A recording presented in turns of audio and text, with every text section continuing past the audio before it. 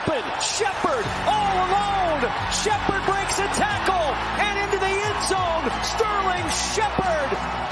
Thibodeau got there, got the ball out, scooped it and scored. Touchdown Giants. Kayvon Thibodeau. Second down, 5. Jones again. Oh, here he goes. He can see the pylon. Touchdown. Barkley looking for a seam. Great cut. Saquon Barkley in for the touchdown. The luckiest team in NFL history. Welcome to Joing About the G-Men. I am Joe McGuire, along with Sean Scanlon and King Zay. We're about a week plus out from NFL football. All I've been hearing lately, especially at the worldwide leader in sports, is that the Giants are going to go 5-11 or worse, that there's going to be some grand regression for some reason, and no one explains what or how. I think this is an extension of last season when all of these football guys couldn't admit that the Giants were a decent team. Wouldn't do it. Couldn't do it. Week after week, they're getting lucky. I mean, as if it's the NFL. Give me a break. Zay, I am I wrong? Or do you think this team's not too good?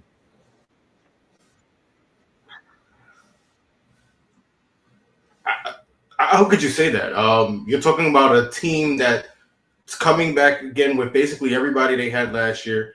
All they did was add on pieces that's made them faster on offense, faster on defense, stronger up front on the offensive line. I can't see how this team regressed outside of Daniel Jones just having the absolute worst year a quarterback could have in football and maybe a Saquon Barkley injury. I can't see how anyone else is foreseeing anything else.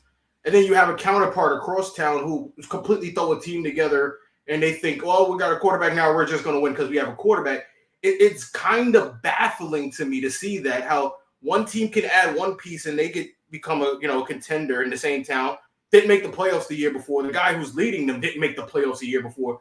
But the team that went to the playoffs, that had less than they have now, not only went to the playoffs, but won a game and could have possibly won a second game had they not drawn the Eagles for just bad luck in the situation. Had they drawn maybe a Cowboys, maybe a hurt 49ers, maybe they could have, gone a little further. But again, they drew the juggernaut, which was the Eagles, and they fell 2 games short of the Super Bowl. But for people to see them not even making the playoffs, that's absolutely laughable to me at this point. You don't think there's anything to this luck? They just got lucky and won 10 games in an NFL season? No, there's a lot of hate, and a lot of hate comes for Daniel Jones. We've been getting it since he's got the contract. A lot of this stems back from the Giants making the decision to pay Daniel Jones over Saquon Barkley. Once that happened, we started hearing, oh, the Giants are terrible. The Giants aren't smart. They don't know how to run their franchise. They put $40 million in a guy who isn't worth it instead of the guy who carried them on their team. And if I remember correctly, there were times Saquon Barkley wasn't on the field and Daniel Jones led that team down the field and scored, i.e. against Green Bay, where Barkley missed an actual drive and he goes down, scores in a couple of plays against the guy who was across town, who is now the favorite to possibly even win a Super Bowl, not just make the playoffs. So this whole situation, to me, it's more media hate than anything. It's not based off of logic. It isn't based off of anything people are seeing or hearing in locker rooms. It's just people trying to create their own buzz around the Giants that doesn't exist, I guess. I can't see any other way. Sean, help me out. I don't know, bro. Yeah, I mean, well, they're the experts, so we're gonna have to listen to them. No, I'm kidding. They're a bunch of babbling idiots, is what they are. The Giants were a playoff team last season for a reason, and they only expanded upon it. As they was saying, on offense, they had, one of the best tight ends in the league in Darren Waller. They had speed in Jalen Hyatt, Paris Campbell. I think that's only going to open up the offense for Daniel Jones. I know that a lot of people like to say that, Daniel Jones doesn't throw a lot of touchdowns, but if you looked at the team that he had last season, what he did with that offense, with the constraints of that offense, was pretty damn impressive. So I think they're going to only open it up more in Brian Dable's second year here with Daniel Jones. And then on the defensive side of the ball, they go out, they beef up the interior D-line, which is, really probably the biggest thing that hurt them last year was against the run. They weren't too solid, so they beefed that up, get a couple of rookie cornerbacks that I think will help out this secondary. And it's the second year in the system with Brian Dable. It's tough to come in as a rookie head coach. I don't see why they're not going to be better in the second year. So I agree. It's kind of just a bunch of narratives. The fact that the Jets are getting this much hype is pretty comical. They have the longest playoff drought in American sports right now. So let's remember that they're a joke, and they'll always be the little brothers of New York football. So I'm excited for football to come.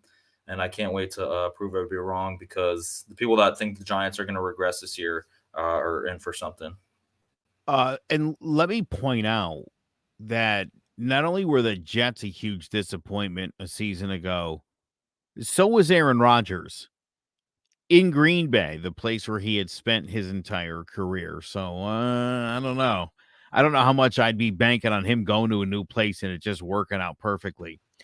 Daniel Jones really didn't play much in the preseason, came out in game 2 and was 8 of 9, looked perfect, ran this offense like he needs to do. What do you think he needs to do this season to be successful? And part of why, and I said this to you yesterday, Sean, part of why I don't think they're due for some big regression is it's not like Daniel Jones threw for 30 touchdowns. I mean, he threw for 15. He's not going to be worse than that this year, assuming he's healthy and plays the whole season. So what can this guy do? Where do you think Daniel Jones can take things? I think that DJ is going to take it to the next level. I really do. After getting that contract, I think it's well deserved. If you look at some of the guys that just got paid, he's now about like middle of the pack for quarterbacks in terms of getting paid in the league. So I think he might be even above that. I think he's pretty damn close to entering the top 10 if he has another season that is even better than last year. He can do it with his legs. He cut the turnovers last year, and he was doing it with receivers of pretty much a bunch of no names, with all due respect to them. It was one of the worst receiving corps in the NFL. So like I said, Darren Waller has been a mismatch nightmare in this league for years now. I think that's only going to help. They add so much speed everywhere. So I think if he just continues to, cut down the turnovers, which he showed last year, led the league in the least interceptions, didn't fumble the ball nearly as much. And if he can get help from his O-line too, I think Evan Neal, going into his second year, will be a lot better. John Michael Schmitz up front is a huge pickup. So I think if the protection is better, I think that he'll have another year with less turnovers, and that will even open up the offense more, because it was kind of conservative last year. But Dable and Kafka are, I think, great play callers. So they really, bring the best out of all their playmakers. So I expect to see that this year. So if he cuts the turnovers down again, I think we're going to see even more explosiveness from this offense. Still doing it with his legs. And then I think you'll see more than 15 passing touchdowns this year. So I like the fact that this year I think it's going to be a lot more of an open playbook, a lot more things for Daniel Jones to do in this offense. Now, Zay, you preferred Wilson from the Jets over Daniel Jones. How do you feel now? I'm just playing. I was like, what? But I mean, hey, if I'm being honest, Zach Wilson's actually looked pretty good in preseason. He really did. As a backup, he's great. All right. If the Jets don't get anything out of this Aaron Rodgers situation, at least Zach Wilson will hopefully be ready when he's gone. You got to take advantage. If you're getting coached by someone that great, he's learning. Sean, are you watching Hard Knocks? The kid's improving. You can see it. It's got to be pretty easy to improve upon being the worst quarterback in the NFL. So if you can take a couple steps up from there, good for you. Easy. There's Baker Mayfield. There's still Baker Mayfield. Easy now. There's still Baker Mayfield. Don't go there. Somehow. Don't go there. But I mean, what I missed, guys? I dropped out. I'm back. What happened? We're talking about Daniel Jones, who obviously didn't play much in the preseason. Looked good when he did, though. That's a great sign. I got to be honest. Think about how many preseasons we've seen before. with either Daniel Jones or Eli Manning in the passing, we couldn't even score. The man goes down the field, 7 plays, scores a touchdown. We're out of there. And it's not just simple plays. He hits Darren Waller on a big play. Then he hits Darren Waller on another big play. He's hitting, Bellinger on these, on the rollout pass. He's hitting Paris. It's not that he's just moving the ball. He's spreading the ball out. He's learning his targets. He's getting comfortable with his weapons. And he still didn't even have everybody. He's yet to play with Hyatt on a first-team situation. We haven't seen him with his favorite receiver in Sterling Shepard. There's just so much more potential still left in this offense. And it's laughable that teams really don't think the Giants are going to make any freaking noise. Wan'Dale Robinson just returned. We saw how good he looked right before injury. You get a guy like Wan'Dale on one side and Sterling Shepard, you don't have enough corners. If the Giants could give Daniel Jones time, the boy's going to break some records this year, man. He's going to put up some numbers. Well, let's talk about that. Look, obviously, the Giants have a center and bookend tackles of the future. Is the obviously guard positions? Is that the Giants' still biggest weakness? Do you think? It's definitely their greatest weakness. It's a weakness that in schemes you can, get around it. We know the guard position, it is important, but it's not as important as the tackle positions. We know, those guys are the ones that are pulling. Those are the guys that are defending the backside of your quarterback. So we know that's important, but, guards, again, you can get you a basic guard who could fill in. He could be a good combo guard who can, move maybe to the other side or move to center.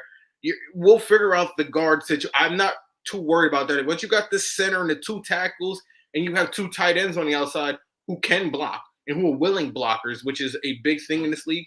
Not many tight ends have, in recent history want to block. A lot of these tight ends now, they want to go, they want to play receiver. They want the receiver money because obviously money now, as we've seen with this Saquon Barkley situation, everything is tied in. And if you're going to be franchised, you want to be franchised at the highest amount you can get.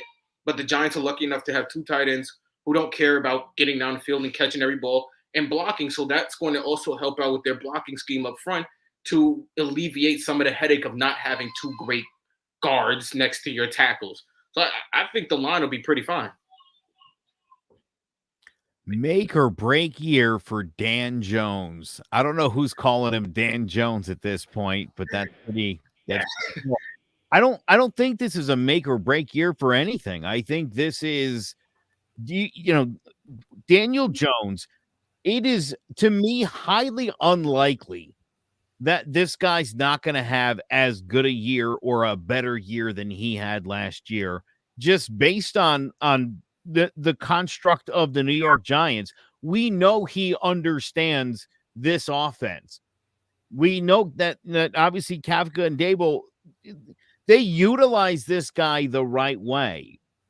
And there's a reason he finished in the top 10 last year in the NFL as a quarterback. And I know people are still having a hard time understanding that. It's the reason the Giants decided to pony up for this guy. They believe in him. They went out there and attempted to get him weapons. Darren Waller, obviously, much like Saquon Barkley, when he's healthy, he's a phenom. He's one of the absolute best in the league. Not anymore. He's a Giant now. Because he's a Giant, he's not the top 10. But before that, he was a top 5 tight end in the league. Exactly. That's exactly the way the media pushes that. It is 100% typical. The Giants haven't gotten a pass on anybody since Lawrence Taylor. Let's be honest. It's New York. It's why nobody wants to play here. It's the hardest media to deal with. By the way, what do you guys think about Jalen Wyatt going out? He's changed his number. He's going to be wearing number 13. OBJ gave him the blessing. Is that hype? Is it too much hype? Should this kid just focus on, because I see him being that sort of player. And boy, if that turns out, wouldn't that be fantastic? That when I saw that he was changing to number 13, that made me feel something special inside. Just remembering Odell's rookie year when he broke out that number 13. His first couple years in the league were electric. So just fantasizing about Jalen Hyatt being that receiver is really something special. And you could see he has that talent. He has that skill set. He's a burner. He's going to get past a lot of secondaries in this league, and it's going to happen quick. And I can't wait for week 1 because I don't know, you guys have probably seen this video, but I think it was at his pro day. The Cowboys receiving coach came up to him and he was like, you know what you can do. And he was like, yeah, what's that? He was like, you're here for your speed. But and then Hyatt was like, yeah, but I can run routes. So I think Hyatt's going to remember that in the back of his head week 1. He's going to have a big day, I think, wearing that at 13. So I can't have guys like David Sills wearing that anymore. Sorry to David Sills, but now that Hyatt's got it, I think it's going to be try and build a legacy off of that. And I think that he's going to be having a very good connection with Daniel Jones. So that definitely got me excited. Stop that. Please stop the noise. I love Odell. I love the memories. But what was Odell for us, guys? Just another receiver. He didn't win a championship. Didn't win a playoff game. He had one winning season with the team. Then he went on TV and bashed his quarterback with a rapper, kicked the field goal post. Then he married the field goal post. Look, I don't need all that. I just need Hyatt to be a capable wide receiver, a deep threat. I'm not too playing into the whole 13 crap, the number crap. It doesn't mean nothing because he could have kept 84 and he could have flew down the field and been our next Randy Moss for all we know.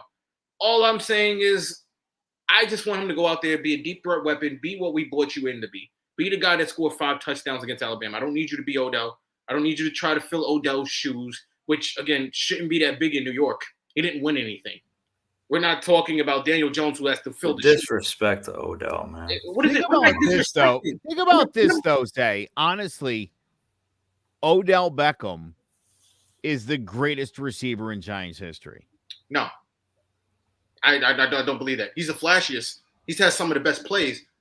But if you ask me to pick receivers, I'm taking Plaxico Burress. If I got to pick between all the Giants receivers, does he count? I would. You talk about problems too. Man, you're talking about homegrown talent. He's probably the best homegrown talent. Maybe I don't think we draft Amani Tuma because that would be my only argument. It would be either Amani Tuma, who was another great receiver. No, the answer to the question actually was Amani Toomer. But some people think it's Odell Beckham, and like you said, listen, he's the flashiest. And listen, I think if Yankee fans have a problem, it's that they think a relief pitcher is a guy who never gives up hits or home runs, which is funny because Mariano Rivera gave up hits and home runs. And they completely forget that happened. And they have this vision of like a closer is like, if the guy's not perfect, you're a bum. And I think it's not a good mindset for a fan to have like an unrealistic expectation. I agree. All that said, let me get to this, Zay. I want to ask you about this because I think one of the other areas of concern, maybe not for the Giants, is cornerback, where couple rookies starting. Is that, I mean, growing pains with a rookie corner? These guys are good. How good do you think they are? Look. Y'all know me. I was on the Sauce train last year. We got tons of podcasts, and I was screaming Sauce Gardner to the windows. I wanted Sauce Gardner. Giants went Kayvon Thibodeau. Y'all got y'all win. Either way, I don't think we would have lost. You would have got a dynamic player. But, boy, you want to talk about missing and then getting some talent the next year. These two guys, Deontay Banks and what's the other guy? It's not Flott. What's the other corner? Trey Hawkins, excuse me. Those kids are good. You're talking about one guy didn't give up any catch all preseason. And the other guy, when he was out there, I think he had an interception. Was it interception or deflection? One of the two. He was out there on a big play. They're fine. If Adoree Jackson's playing in the slot, I'm more comfortable with that than I am with anybody else we've ever had ever in the slot. You know, slot corner has been a huge, huge problem for us. We've even tried to move safeties in there. It does not work. If you could put an all-pro like Adoree Jackson there and be that comfortable on the outside, because these two, you're talking about two kids who, you know, in college, I don't know about Hawkins. I know, for example, Banks, he was in a lot of man defense in his defense where he came from. You're talking about fitting in the Winks defense. He loves the man defense. He loves to bring the pressure. If those guys can hold their end, you know, the Giants have a ton of pass rushers. I would agree probably the best defensive line, if not second. They're top 3 in the league defensive line. I don't care what anybody says. You have a guy like Dexter Lawrence. You have Leonard Williams. You have Kayvon Thibodeau. You have some real talent up there up front. Azeez Ojulari, whoever you want to talk about, these guys have talent. You can get these guys to play man on the corners, and you have a Dorian All-Pro in the inside. You're really going to be able to get a lot of pressure on the quarterback, which is going to lead to a lot of upside for you. Because, again, if you can get to the quarterback fast, the corners don't got to cover as long. They're not going to get beat deep. There's a lot of things that go into that. Field positioning. Teams now can't just dump the ball down the field and flip the field because they have to take longer to get down the field. Because your men, you're playing man. You have to do shorter passes, quicker passes, because the guys are bringing extra pressure. They're bringing guys off the corner. They're bringing guys off the edge. They're bringing the safety in the box. There's all types of things that you can do defensively when you have two guys who are outstanding in man coverage and who can also play zone. But again, we're a man coverage defense. That's why I'm focusing on that. And then you talk about the safeties behind them. The Giants had a safety battle. Like, Bain, between Bain and Xavier McKinney and these, they don't know who to start. They really could have started. You can probably play all three of these guys on the field at the same time and be comfortable and know that you have good safeties. You have a protected secondary who's protecting your corners. The Giants, I'm losing words on how good this Giants team is, and yet we're here talking about. We're starting off the show with how they're going to be worse than they were last year. It's like there are endless reasons why they got. I didn't even bring up Isaiah Simmons. Yeah, no, and can we talk about this guy for a minute? And listen, because I don't know if you guys remember, but this was the dude that I want. And I know he's a tweener. I think the Cardinals do a terrible job developing guys anyway. I thought this kid was an absolute beast in college and a big-time playmaker. And I've heard people saying, like, look, dude, Wink gets his hands on this kid. He could really do some damage. Not to mention the linebacker Bobby Okiari there. The Giants also signed. This defense, Dexter Lawrence, obviously has stepped up and become one of the top three guys in the entire league. Again, I think people forget how good this defense was and literally gave away James Bradbury like a week before the season started. That was devastating to this team and to this roster. You lost the starter. I mean, just literally like bye. Of course, he went to the worst place imaginable, and I don't know. I feel like people are so underestimating this Giants team. And last year, I said this team was going to go 9-8. I did not know that would make for the playoffs 9-7-1 as it were. I want to do that again this year. I'd like to literally go through this schedule if you guys would. And let's be realistic here. That's what I try to do. I love the New York Giants, but I know what the Giants are capable of.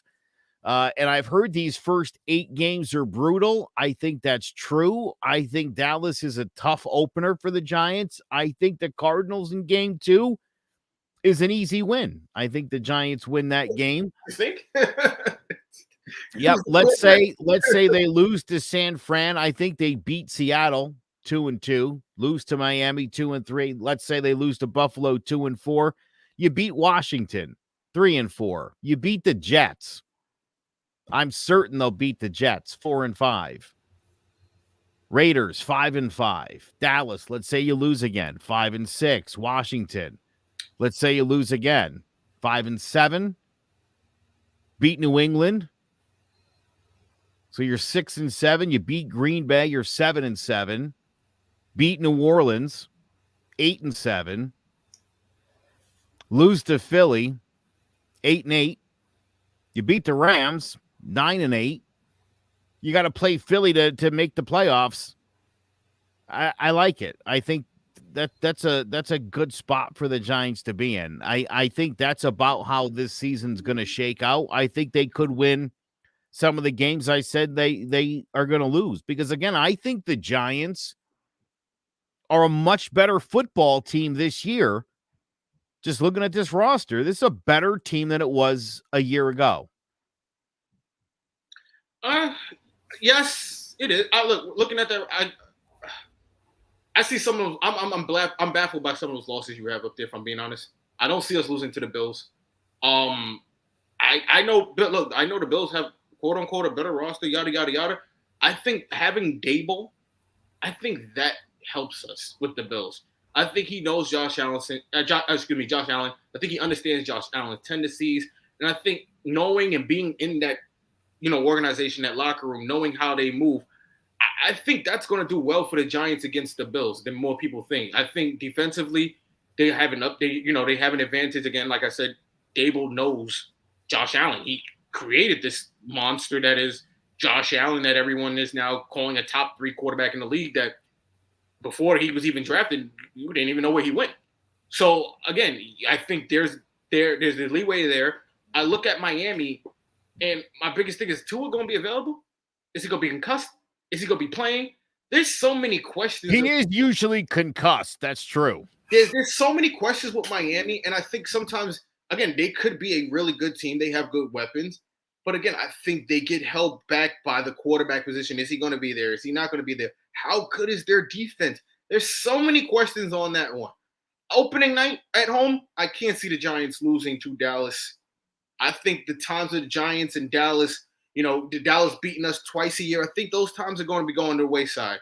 I think we have the better team this year, I'm going to be honest. I honestly think we have the better quarterback. I think we have the better receiving core. I think we have the better running backs. I'm not too sure about the line situation with Dallas. Their line is, wishy-washy, sometimes good, sometimes bad. But defensively, outside of Parsons, who scares me? Don't tell me Diggs. I have too many weapons now. All right, let me ask you this. Give me your record. What's the Giants going to finish this year? I agree with Risser, who put it up early.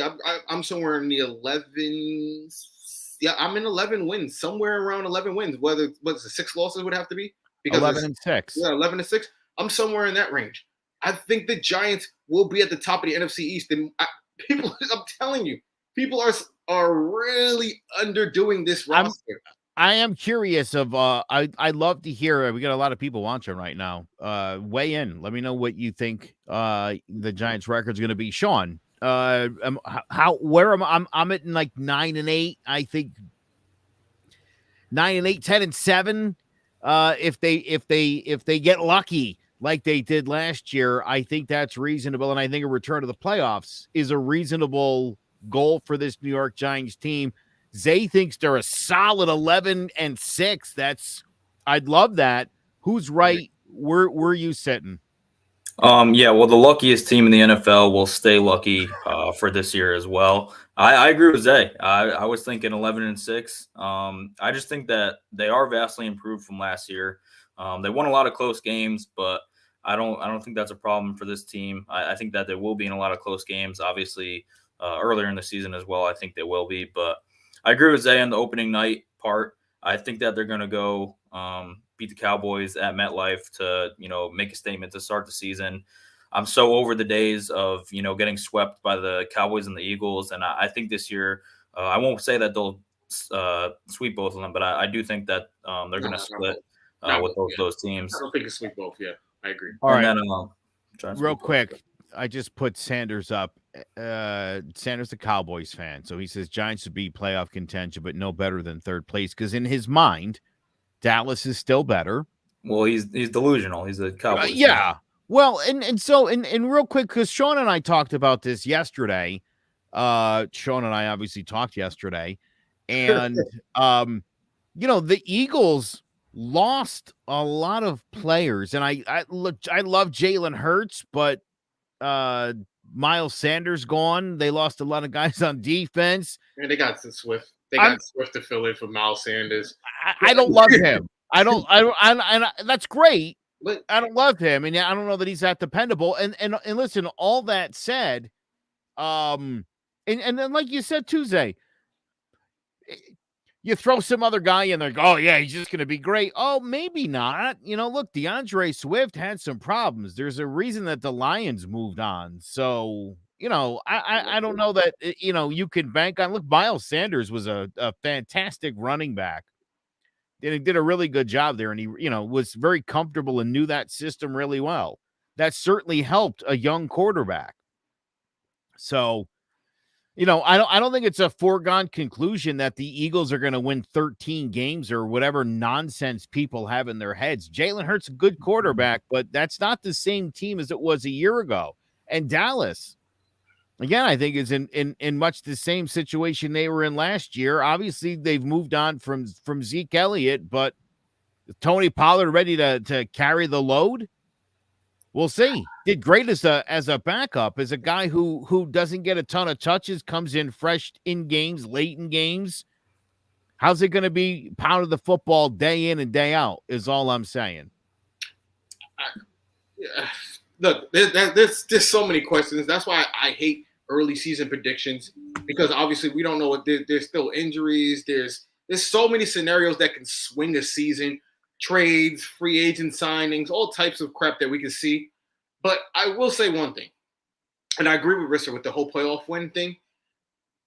I can see the Giants winning multiple playoff games under one condition. I need Daniel Jones to win games late. If he can show me throughout the season that he can develop the ability to win games late, take a last drive, go down the field and score when we need, 2 minutes left, we need to score. Bang, I need you to give me that drive you gave me in the playoffs. In the preseason we just had, that one drive you had where you're just down the field, 7 plays, I need a touchdown. Like Josh Allen. You remember that Josh Allen Mahomes game we had a couple years ago where they both had like the fourth quarter was scoring in like 3 seconds back to back? I need Daniel Jones not to be them, but I need him to develop some type of ability to win games late. That was one thing Eli was really, really great at. When the games came down late, 2 minutes, the ball's in his hands, I didn't have butterflies after a while. Especially after the helmet catch. I think all that was gone from me. Eli knew how to command that. He gave you that confidence that when he got to the second Super Bowl and the ball was in his hands at the end of the game, you knew it was over. And he never made it look good. He never made it look sexy. He's the least athletic person maybe we've ever seen in the NFL. Again, going back to the catch, him somehow getting out of the grasp on that one might be the greatest thing that ever happened in football history. Unless you're a Cowboys broadcaster doing the game. Yeah. But yeah, listen, I think Daniel Jones is on the cusp of breaking out and becoming, I think he'll be a Pro Bowl quarterback this year. And it might be because a bunch of people missed the game or whatever the case may be. But I think this guy's going to have a good enough season. I think he's going to throw for about 25 touchdowns. I think he can throw more. I don't want to be unrealistic. I said last year I wanted to see him throw for 25, and he threw for 15. So I want to say he can't get 10 more weapons now with deep threats. He had literally no receivers last year. I just said he would. I just said 10 more is realistic. Is 15, 20 more realistic? 30, I don't know. I realistically want to see him in the 30-35 range. That gives me the confidence. That's hefty. No, it was hefty before. But you have your weapons. You have your running back. You got a decent line. You got a defense that's not only going to keep you in games, but should give you opportunities to score more. Because it's a defense that we've seen, especially last year, can take the ball away. He should be able to score between 25 to 30. 30 to 35, yes. Even with rushing, I think rushing, he'll yes, that was my prediction last year, that it would be at least a 25-5 that he would combine for 30, and he didn't. And so again, and I understand the weapons, and I think he's going to be better. I think to say 25 is realistic. I'll be disappointed if he doesn't get to 25. If he gets to 35, Zay, I'll drive to New York and high five you, because I'll drive you to the game and we'll go watch the game. Yeah. I think this guy's, runs for 8 to 10 touchdowns with his feet. I mean, he's fantastic. And I think that the Giants last year figured out a lot about Daniel Jones. We learned a lot about Daniel Jones. And again, while some people were chalking it up to luck. It was like, dude, this guy's doing things that, like, dare I say, but like Pat Mahomes and Josh Allen are doing. You're not the only one to say it. There have been other TV broadcasts. I mean, look, running is part of his game. It's not a gimmick. It's not something that he does, that he can do. It's something that he does, and he does it really well. It's part of his game. It goes along with it. It's just like in basketball, having a three-pointer. That's his three-pointer, being able to run, because not every quarterback in the league we've seen can run. There are very few that can, and most of them are of the fair skin. And for him to not be of that and still be able to have those attributes makes him, in my opinion, like a unicorn.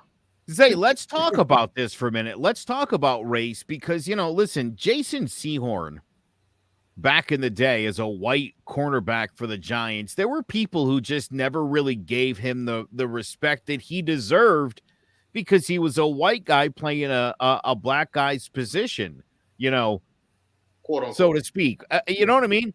The idea that there's like a white running quarterback, it's Josh Allen. Like, there can't be another one. That's like Eminem and Machine Gun Kelly. Like, that's too many. It's too much.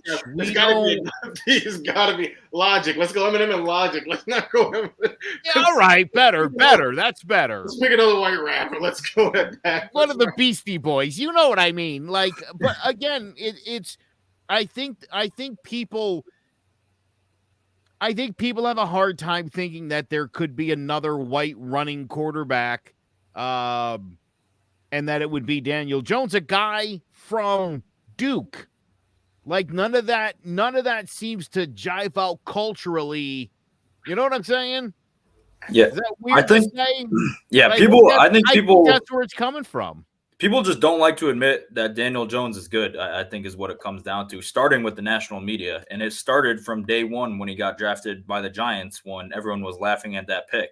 And then you have, situations like him, tripping against the Eagles, and him, leading the league in turnovers his rookie year, having all those bad fumbles. But he's obviously progressed his game since then. He's cut down on the turnovers. Like you guys are saying, he's one of the best running quarterbacks in the league. I think, Jalen Hurts, Lamar are right there. I mean, probably 1 and 2, but he's not far behind. So people just don't like to admit that Daniel Jones is a good quarterback. And I can't wait for this year because I do think it's going to be a big statement year for him. I think he took a very good step in the right direction last year, leading his team to the playoffs and getting that playoff win. And I think this is the time where he separates himself into that upper echelon of quarterbacks. And, people just like to hate on Daniel Jones because he's another goofy guy with that dumb looking face. But he's a killer at the end of the day, and he's going to prove it this year. So I can't wait because people, sleeping on the Giants this year. I said it earlier in the episode, but they're in for a rude awakening because they only got better this offseason from a 9-win team that made the playoffs. So I can't wait for week 1 to, go whoop some Cowboys' ass. And still one of the best head coaches in football. Literally. I mean, as a first-year head coach, he won Coach of the Year. And it's only going to get better when he's more familiar with his players. The players in his system are more familiar with the offense. So the sky's the limit for this team. I wouldn't put, Super Bowl on it, but I do think this is, definitely definitely a playoff team, though. That's the guy that's going to say that. No. And I do think this is a team that could realistically, if everything hits, they can make the NFC Championship game. Hold on. So, well, I agree with Shaw's last statement. I'm not ready to put them in the Super Bowl just yet. I do think the Giants win the Super Bowl now every decade. We got one in the 80s. We got one in the 90s, early 2000s, the 2000 teens, or whatever you want to call them. So now the 2020s, at some point, I do think we're going to win one because that's just our MO. But I think Sean put it perfect. It's a statement year for Daniel Jones. I don't think it's a make or break year because he's got his money. There's nothing to make or break. Guess what? He'll be back for the next 3 years, make or break. There's not make or break there. The Giants, this is football. It's not baseball. You don't got owners that are paying out these players and they're like, all right, go get out my place. He's going to be here for 4 years. There's not a make or break year. But like I said, like Sean said, it's a statement year. And I think he's going to make that statement. You look and you watch interviews, you hear people that used to play with him. He's very smart. He's super smart. He understands the playbook. He's thinking constantly. The game is natural to him. He's going to start showing these things this year. The problem was when he first came in the year, he had such small-minded coaching around him. And he's a big thinker. He's a complex thinker. Those plays weren't working. They were very simple. Jones likes things moving and, doing things. This guy's going that way. That guy's going that way. Running back coming out of the backfield. He's in motion. We see now that he's good with chaos. But what I mean by chaos is people moving, not staying stationary, not doing a quick 5-yard dump. There are people running routes. There are people in motion. There are people getting to certain positions, and he knows and understands that. You watch Daniel Jones. He has the rollout where he has 3 options, and when he hits Hodges on the when he rolls out to the sideline in the preseason game, he had 3 options he could have hit. And obviously, I just was the middle. He was open, but he likes things like that. And I think having this playbook, opening it up, not like last year was an intro. I think this year we'll see more down the field stuff. We'll see more route combinations that we haven't seen. We'll see more things out of the backfield. But those things are going to help him make this statement because, again, he is completely underrated for his not just his talent, but his intelligence as a quarterback. So, Sean, I completely agree with you there. I do think this team could be an NFC Championship team if everything falls properly. Not Super Bowl just yet. Again, once you get those guards in place and then you get you a solid, if Hyatt becomes a solid one, I don't even need him to be. I need him to be Deshaun Jackson. I don't need him to be, DeAndre Hopkins. I need him to be someone who's going to go down there, spread the field, break up the safeties, get me to open the field middle. Linebackers aren't just sitting there in the middle waiting for you to cross because they're going down the field chasing this 4-2 guy. That's what we want to see. And like I said, I'm excited as you guys. I really am. I'm mad we got to wait another week. I'm envisioning this season being a lot of passes to Waller and Bellinger. In the beginning. I think there's going to be a lot of that because I think the Giants are going to throw the ball a ton. But I think, the more you're throwing to those guys, you look at the speed of Wyatt. You talked about Wayndale Robinson before. Sterling Shepard's back, Slayton's back. So you got deep threats. I think the Giants have, and I know some people are like, maybe these aren't the best weapons. I think they have the right variety of weapons.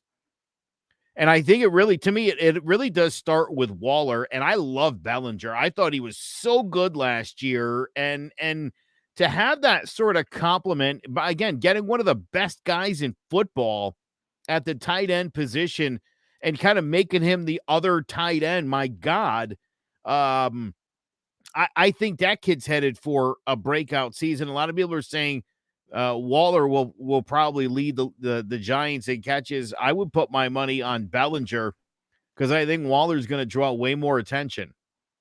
Agree. Definitely agreed on that. Yeah.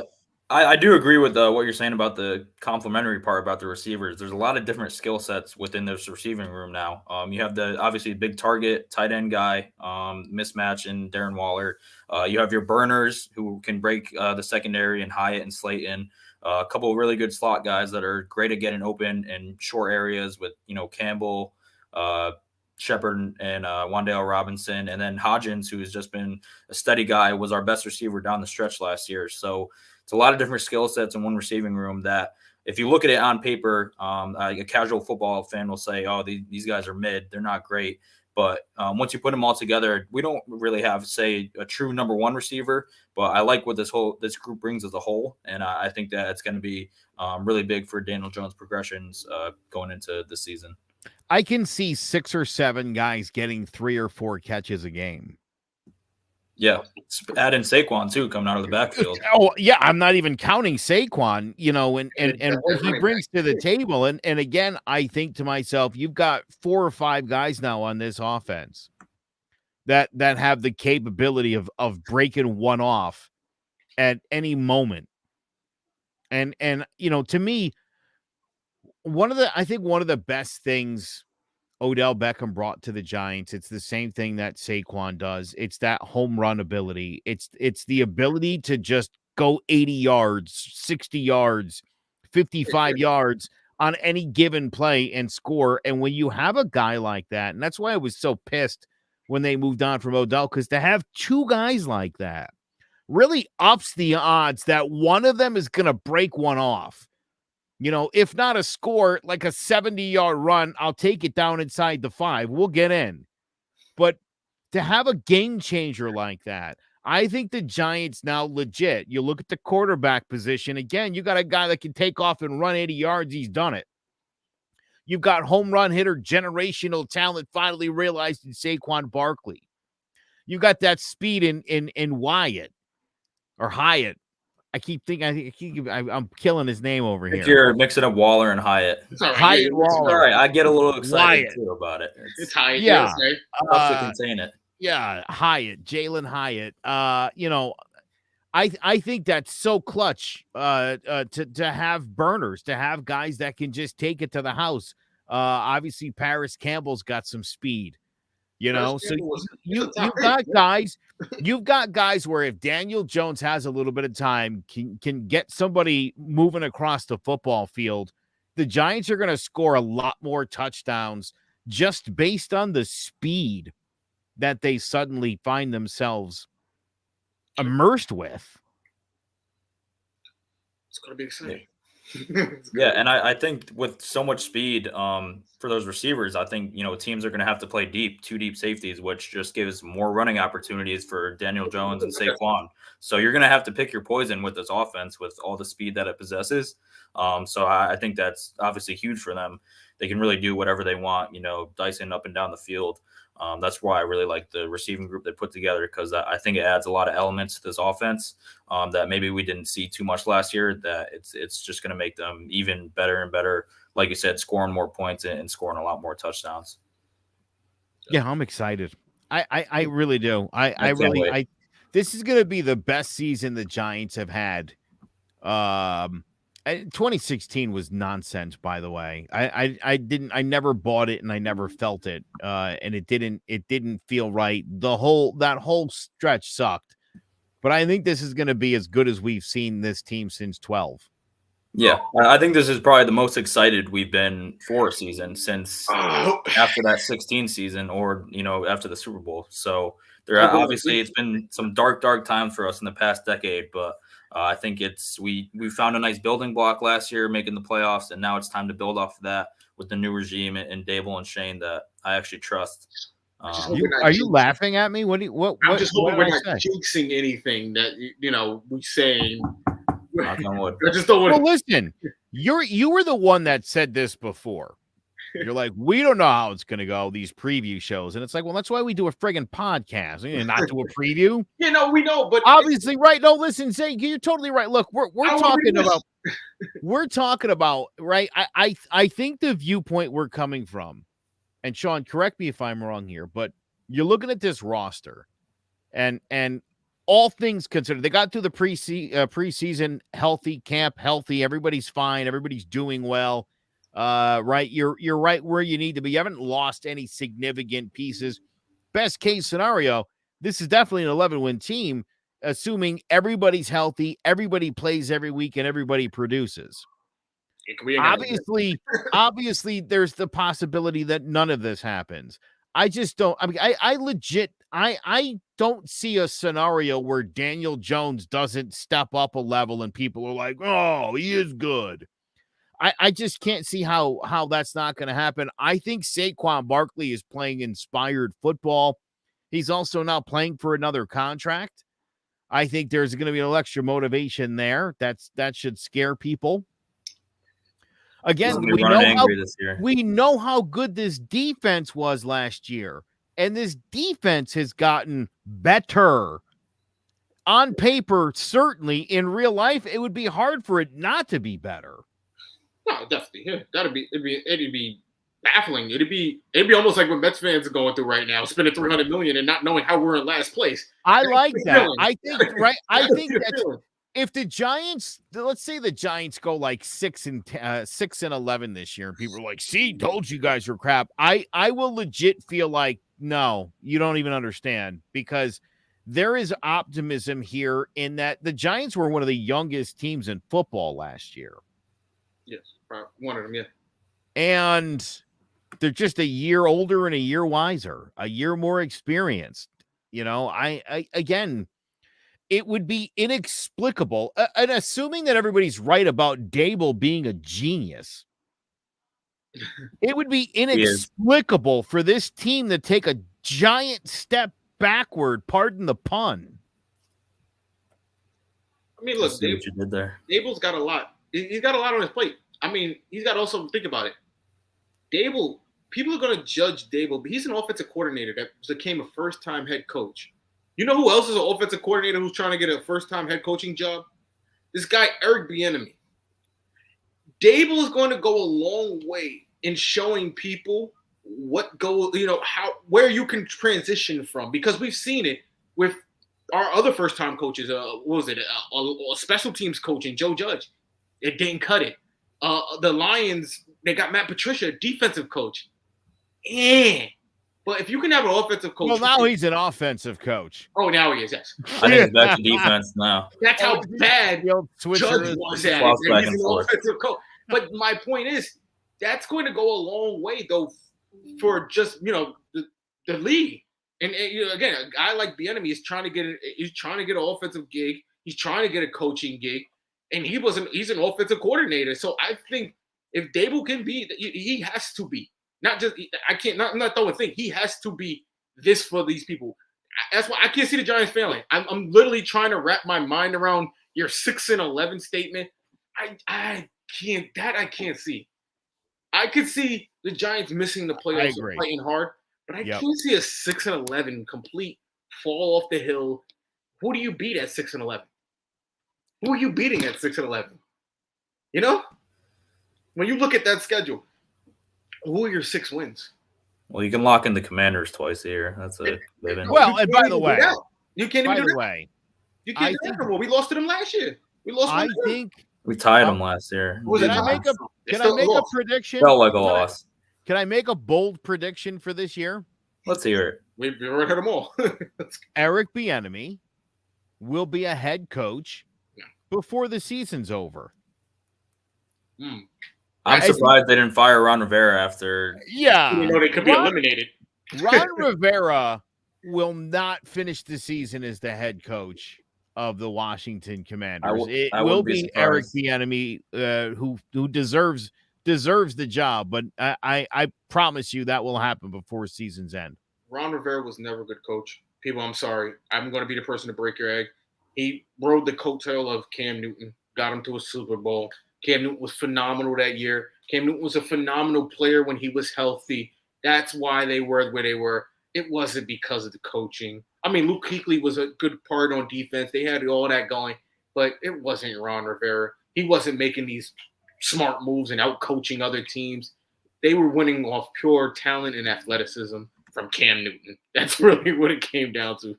There are so many coaches in the league I could point out like that, but we don't got that much time left. That's hilarious. And Nick Sirianni. I was going to say, I kind of agree with you.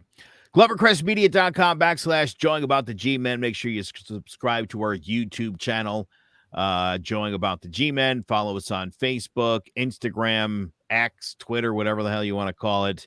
But it seems to me, in summary, we all feel like this New York Giants football team is a better football team and is poised for a pretty successful season. Best preview show in 5 years. Very excited. For Sean Scanlon and Isaiah Groves, I am Joe Aguirre. Thank you so much for watching, and let's go Giants. Open, Shepard, all alone. Shepard breaks a tackle, and into the end zone, Sterling Shepard. Thibodeau got there, got the ball out, scooped it and scored. Touchdown Giants, Kayvon Thibodeau. 2nd down, 5, Jones again. Oh, here he goes. He can see the pylon. Touchdown.